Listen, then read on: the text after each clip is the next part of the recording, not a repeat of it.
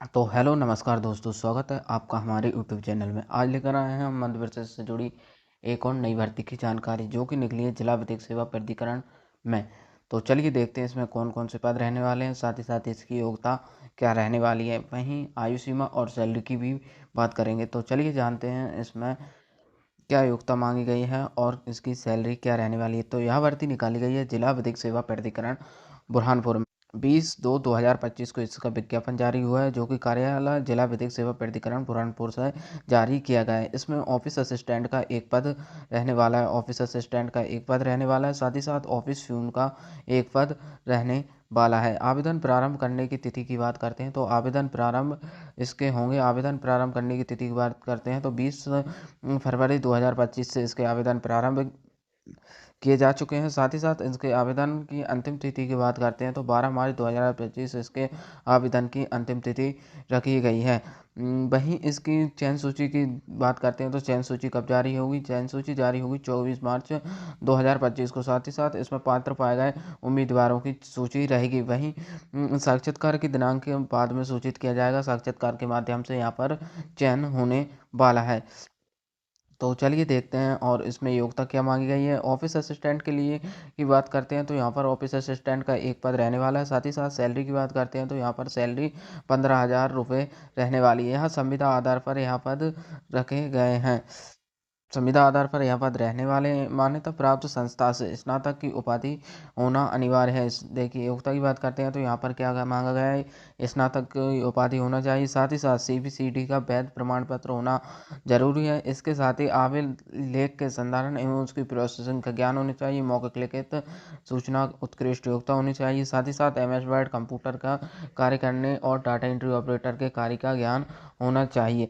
Typing speed होनी चाहिए। Word पर मिनट की टाइपिंग स्पीड सेटिंग के साथ आना चाहिए। साथ ही साथ ईमेल, टेलीफोन, फैक्स, अन्य टेली कम्युनिकेशन सिस्टम पर कार्य करने की योग्यता भी होनी चाहिए।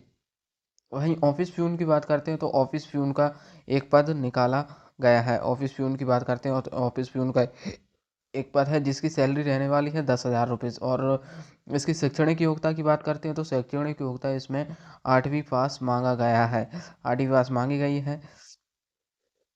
आयु सीमा की बात करते हैं तो आयु सीमा क्या रहने वाली है। तो आयु सीमा की गणना 1 जनवरी 2025 से की जाएगी। आयु सीमा की गणना कब से की जाएगी, 1 जनवरी 2025 से आयु सीमा की गणना की जाएगी। साथ ही साथ यहाँ पर न्यूनतम आयु कितनी रखी गई है। तो न्यूनतम आयु 18 वर्ष रखी गई है और अधिकतम आयु ऑफिस असिस्टेंट के लिए 65 वर्ष रखी गई है। वहीं प्यून के लिए अधिकतम आयु सीमा कितनी रखी गई है। तो प्यून के लिए अधिकतम आयु सीमा 40 वर्ष रखी गई है।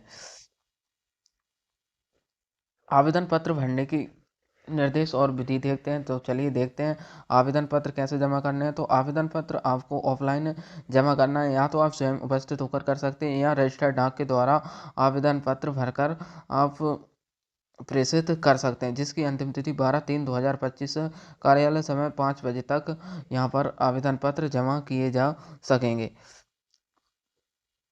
चयन की बात करते हैं तो यहाँ पर चयन साक्षात्कार के आधार पर होने वाला है और यहाँ पर संविदा आधार पर रहने वाले हैं। संविदा आधार पर रहने वाले हैं। तो देखिए चलिए देखते हैं चयन किस आधार पर होगा। चयन प्रक्रिया से देखते हैं। इसमें ऑफिस असिस्टेंट क्लर्क के पद हेतु चयन समिति द्वारा उक्त पद हेतु उपस्थित अभ्यर्थी का साक्षात्कार के साथ ही अभ्यर्थी से 40 वर्ड प्रति मिनट का डिक्टेशन बोला जाएगा। 40 वर्ड प्रति मिनट का डिक्टेशन बोला जाएगा जिसको आपको टाइप करना होगा। साथ ही साथ इसमें माइनस मार्किंग रहने वाली है जो कि एक गलती पर आपका 1 नंबर काट लिया जाएगा। प्यून की बात करते हैं तो प्यून का कैसा क्या रहने वाला है। तो प्यून का चयन समिति के द्वारा ऑफिस प्यून के साक्षात्कार के समय उसके कार्य, अनुभव, आज्ञाकारिता, आचरण एवं ऐसी अन्य कोई जानकारी जो चयन समिति की दृष्टि में मुख्य अभ्यर्थी के चयन हेतु आवश्यकों पर विचार करते हुए कार्रवाई संपादित की जाएगी। आवेदन पत्र सूचना की बात करते हैं तो आपको आवेदन पत्र की सूचना आपके मेल आईडी पर मिल जाएगी। साथ ही साथ आपको चस्प कर दी जाएगी। विधायक बुरहानपुर के सूचना पटल पर चस्प की जाएगी। साथ ही साथ ईमेल, टेलीफोन की सूचना के माध्यम से, SMS के माध्यम से आपको इसकी जानकारी प्रदान की जा सकेगी। साक्षात्कार के समय साक्षात्कार हेतु योग्य पाए गए समस्त अभ्यर्थी अपने आवेदन पत्र के संलग्न किए गए दस्तावेजों की मूल प्रति एवं अपने छायाचित्र के संबंध में फोटो, पहचान पत्र, मूल प्रति अपने साथ लेकर आएंगे। चयन समिति के समक्ष प्रस्तुत करेंगे और मूल दस्तावेज प्रस्तुत नहीं करने पर आपकी अभ्यर्थीता निरस्त की जा सकेगी। इसलिए अपने समस्त डॉक्यूमेंट भी आपको इंटरव्यू के समय ले जाना होगी। तो इसकी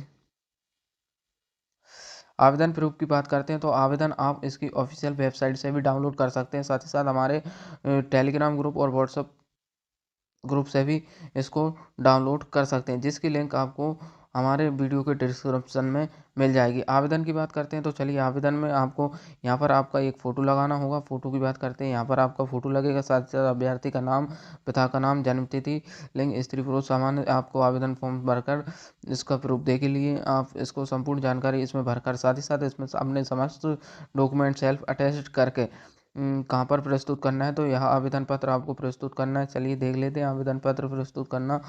एडीआर भवन, जिला विधिक सेवा प्रदिगंज, जिला न्यायालय परिसर, मोहम्मदपुरा, बुरहानपुर में। अंतिम तिथि 12/3/2025 तक।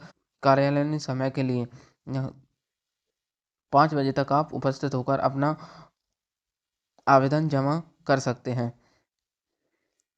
साथ ही साथ इसमें स्वघोषणा दिया गया है, यहाँ पर अपना मोबाइल नंबर, ईमेल आईडी भी डालना ना भूलें। ऑफिस प्यून की बात करते हैं तो ऑफिस प्यून का भी आवेदन फॉर्म का प्रूफ आप देख ही सकते हैं इसमें क्या मांगा गया है। साथ ही साथ इसमें अपना फ़ोटो, जन्म तिथि, नाम, पिता का नाम, माता का नाम भरकर समस्त दस्तावेजों को आपको जिला विधिक सेवा प्राधिकरण में उपस्थित होकर जमा करना होगा, नहीं तो रजिस्टर्ड डाक के माध्यम से आप इनको जमा कर सकते हैं। वीडियो अच्छी लगी हो तो आप वीडियो को लाइक, कमेंट, शेयर जरूर करें। साथ ही साथ हमारे यूट्यूब चैनल को सब्सक्राइब करें और हर एक नए नोटिफिकेशन के लिए बेल आइकन को प्रेस जरूर करें। तो धन्यवाद। इस वीडियो में फिलहाल इतना ही। चलिए मिलते हैं अगली एक और नई भर्ती की जानकारी के साथ।